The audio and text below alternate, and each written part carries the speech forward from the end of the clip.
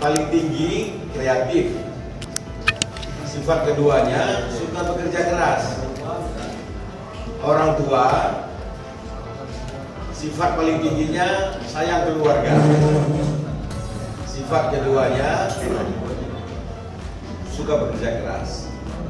Ternyata ada satu sifat yang sama-sama dimiliki oleh baik anak muda maupun orang tua.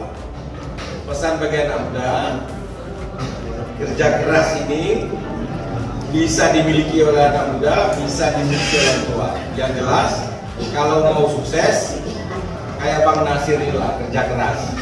Kayak Bang Razi kerja keras. Saya boleh ikuti juga kerja keras, ya kerja keras. Saya kepala seksi, Bang Nasir anggota dewan. Saya kasubdit, Bang Nasir anggota dewan. Saya direktur, Bang Nasir anggota dewan. Saya jadi dirjen, Bang Nasir anggota dewan. Ini kerja keras. Oleh karenanya, pada impas, terus kreatif dan bekerja keras. Insya Allah sukses.